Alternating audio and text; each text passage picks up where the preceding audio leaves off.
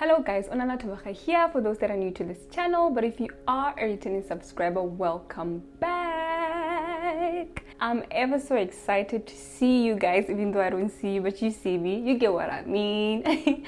I'm so excited to be back, and I thought, given that we're in the month of love, why not share some loving experience? And what do I mean by loving experience? I mean, why not share something that I've gone through that I think would be valuable to my fellow single sisters? I know I had to think that one through, because I don't think it's only valuable to single people, but I think it applies to just about anyone, you know? So yeah, anyway, have you ever found yourself in a situationship? And what do I mean by that? I feel like we all know what a situationship is. I don't need to qualify what I mean. But I think we've all been there one way or the other, whether intentionally or inadvertently. You just found yourself in a situationship. You know, some of us can really identify with being in a situationship where the other party that you guys are like feeling each other out and vibing in a sense of you like each other and you're trying to figure this thing out, is not making their intentions clear along the process, probably even from the get-go.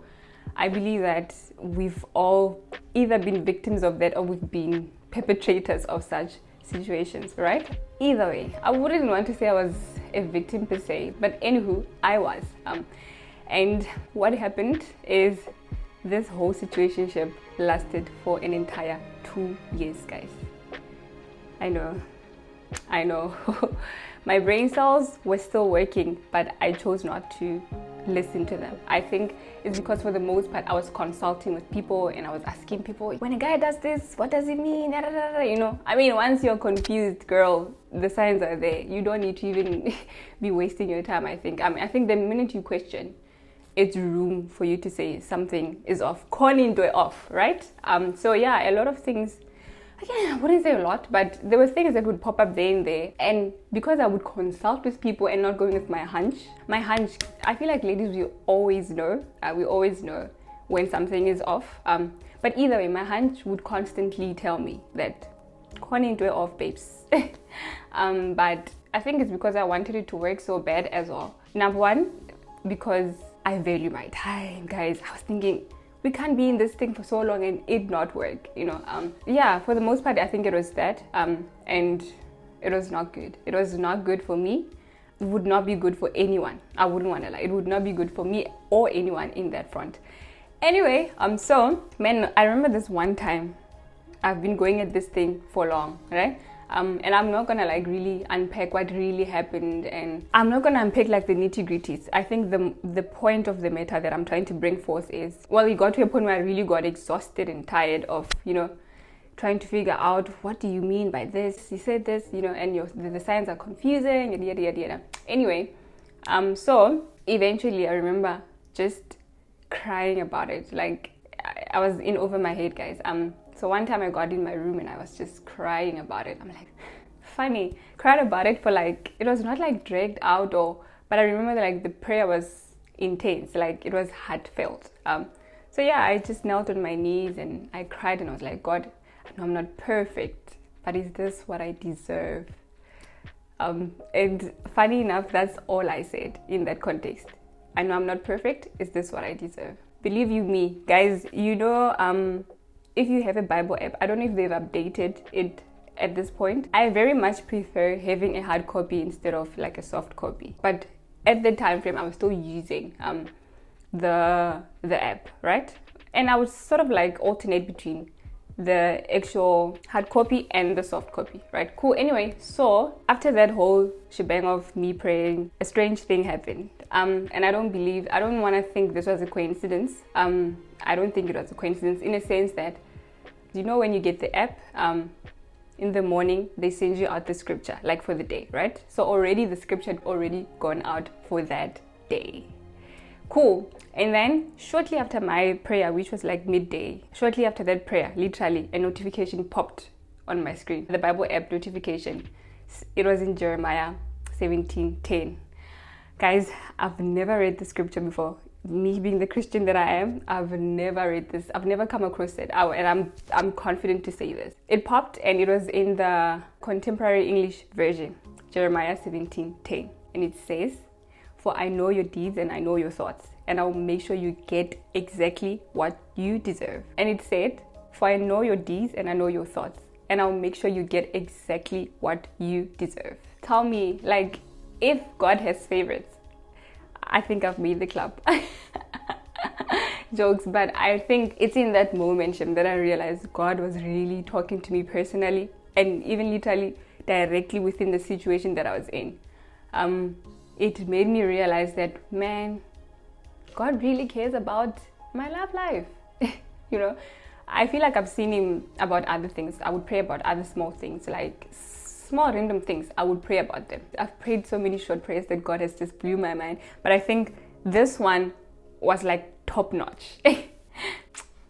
Yeah, Shem. I think that's one promise that I'll forever cherish in my life. And I think it's one promise that I will tell my kids about, to say God really cares about those things that concern you, like to that extent. God literally cares about your love life. You literally need to pray about those things, right? And also, not to say leading up to this whole thing I was not praying about this thing altogether. I think, like I said, it's because I wanted it to like work so bad, and I'd wasted so much of my time. I felt like, I feel like God must be in this, you know. And yeah, I wouldn't say I'd gotten like a straight out confirmation to say the person was the person I was supposed to be with. And I think, yeah, I was mostly led by just my emotions and stuff. But yeah, looking back, I'm just like, should have not wasted my time, but I'm glad I went through it, because I would have not had this personal encounter with God. I would have not had this personal testimony that I'm sharing with you today. So yeah, I think I genuinely just want to encourage you to pray about just about anything. Literally just about anything. God answers prayers, guys. Like, he wants to hear your prayers. Scripture even says that he knows our prayers before we even pray them. He knows our thoughts before we even think them. You know, that in as much as he knows those things, but he still wants us to come and be vulnerable and be bare in front of him and say, I'm struggling in this area. I don't know how I'm going to navigate this, you know. So I think if you take anything from today's installment, take that. It's very necessary to pray to God about just about anything. And your prayers don't always need to be dragged out. It can simply just be, God, I need direction.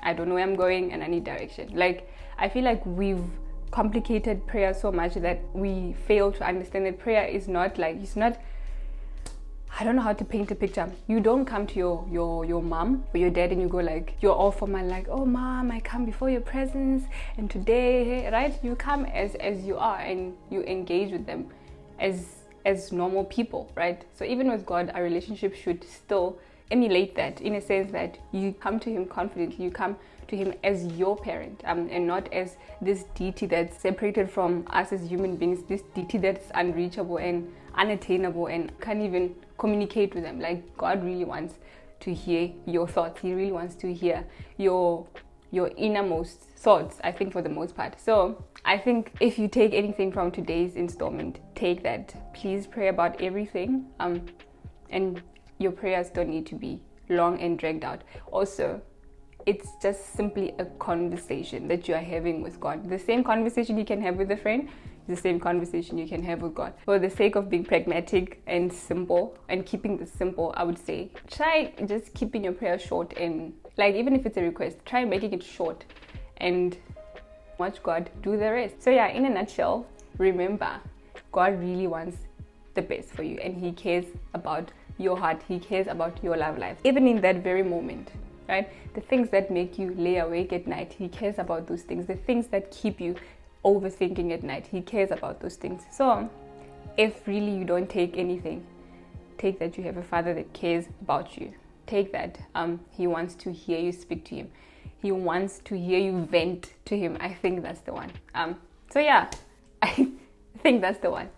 Vent to him. Just vent to him. I think I did that in that moment. That was me venting and saying, man, I know I am perfect, but this kind of treatment is not what I want. So I think I've been rambling too much, but I hope that you learn to vent to your father. He really wants to hear you. He really wants to have a personal relationship with you, and he wants to reveal himself to you. So if you just continue to approach him as a best friend, either way, this was still unstructured. If you see me rambling and just know it was an impromptu shoot, it was an impromptu installment, and it was not planned. So I hope I'm not confusing you. I hope you take something from my testimony, and I hope that it encourages you to vent to God. It encourages you to be vulnerable with him and really seek and pursue a relationship with him first. That's one thing that I've always done, and I think I've had a couple of people even say, you're like a hard nut to crack, in a sense that I've not placed my hope and trust in people that much, because I've come to learn that people disappoint me. I think it's because I've been in instances where I needed people and they were not there to help me, that I was forced in those situations or in those times to really rely on God and rely on God completely. So yeah, I think I would want you to do the same, that above all else, you put your hope and confidence in God.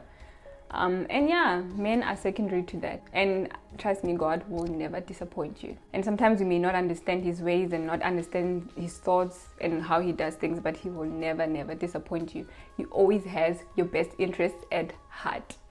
Anywho, guys, I enjoyed this. And yeah, that's it. Bye. Bye.